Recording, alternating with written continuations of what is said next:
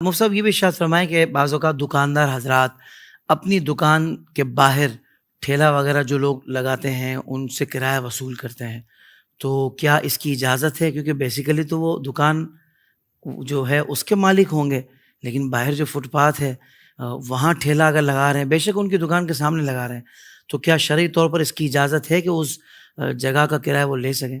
دیکھیں، یہ جو فٹ پاتھ وغیرہ ہوتی ہیں نا، یہ دکاندار کی ملکیت میں نہیں ہوتی. ٹھیک ہے. اگرچہ وہ اس کا حق ہے کہ وہاں سے وہ جو گزرگاہ ہوگی اس کی، جی. وہ اس کا حق ضرور ہے، لیکن اس کی ملکیت میں نہیں ہے. ہوں. جس طریقے سے دکاندار کا حق ہے وہاں پہ رہنا، اسی طریقے سے دوسروں کا گزرنا بھی وہ حق ہے کہ وہاں سے وہ گزریں. تو فٹ پاتھ کسی کی ملکیت میں نہیں ہے، یہ گورنمنٹ کی ملکیت میں ہوگی، اداروں کی ملکیت میں ہوگی. اب اگر یہ کہتے ہیں نا کہ تم میری دکان کے سامنے لگا رہے ہو اس لیے میں تم سے کرایہ لے رہا ہوں، تو اس کا یہ کرایہ لینا بھی درست نہیں ہے، اللہ کیونکہ وہ اس کی ملکیت میں موجود نہیں ہے جگہ.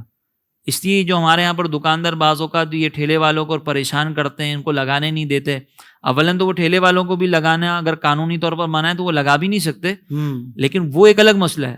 آپ کا کرایہ وصول کرنا جو نا یہ درست نہیں ہے. آپ کا جو انکم ہے نا اس کرایہ کے تھرو وہ ناجائز ہوگی. صحیح. ٹھیلے والا وہاں پر لگا کے اپنی چیز اگر جائز طریقے سے بیچ رہے اس کی انکم ناجائز نہیں ہوگی، وہ وہاں پہ لگانے کے بعد گناہ گار ہوگا، لیکن آپ کی تو انکم ناجائز ہے، اس لیے یہ طریقہ کار درست نہیں ہے. بلکہ ہم نے تو حضرت ایسا بھی دیکھا ہے کہ مثال کوئی شخص دکان کرائے پہ لینے گیا تو دکان کے مالک نے کہا کہ دیکھیں اس کا کرایہ مثال 2 لاکھ روپے ہے، تو اس میں اگر آپ باہر ٹھیلا لگانے کی اجازت دیں گے تو 50,000 تو آپ کو وہاں سے آ جائیں گے، باقی آپ کو 1.5 لاکھ روپے نکالنے ہوں گے. یعنی باقاعدہ طے شدہ ہوتا ہے کہ بھائی اس طریقے سے کرایہ آپ کا مکمل ہو جائے گا. لیکن یہ ساری صورتیں غلط ہے نا. اگر کوئی اس طریقے سے لے رہا ہے رینٹ پر تو بھائی آپ کو تو 2 لاکھ پر رینٹ پر لے رہے ہیں، آپ اپنے 50,000 نکالنے کے لیے کسی اور کو کیوں آزمائش میں ڈال رہے ہیں؟ تو یہ بہرحال شرعی طور پر اس کی اجازت نہیں ہے. کسی بھی طریقے سے گھما پھرا کر آپ کر لیں.